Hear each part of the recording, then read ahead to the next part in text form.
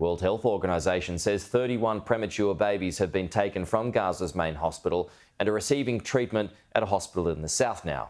A WHO medical delegation was allowed into the hospital yesterday, describing conditions there as a death zone. And it comes as the Israeli military says it's still investigating strikes on 2 UN-run schools in Gaza yesterday that were being used as refugee shelters. In the grounds of Al-Shifa Hospital in Gaza City, they've been digging mass graves to bury the dead.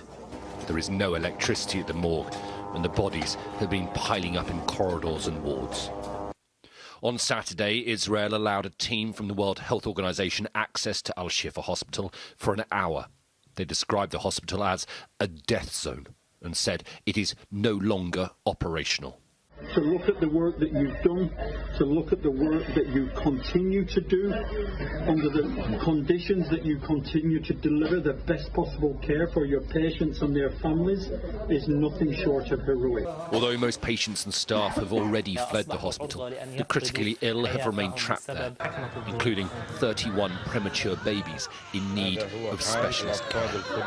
Today, those babies were finally evacuated from the hospital and taken by the Palestinian Red Crescent to the south of Gaza and then onto a hospital on the Egyptian side of the border. Some of them are orphans, their parents killed by Israeli airstrikes. This case from unknown violence, he's found after a bomb in the street. The babies are suffering from septicemia, dehydration and hypothermia. The most seriously ill will soon be transferred to a hospital on the Egyptian side of the border. They will never remember their ordeal, but their young lives have already been forever shaped by the last few weeks. They're still searching for the dead after 2 schools were bombed in northern Gaza on Saturday night. A young girl covers the body of her brother killed in the attack. He is now in heaven with my father, she cries. The IDF says it is still investigating who is responsible.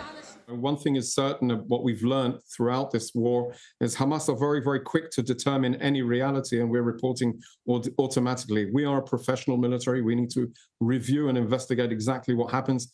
At this time, I can't confirm that this is a result of an Israeli strike. The international calls for a humanitarian ceasefire are growing almost by the day, but Israel is standing firm for now.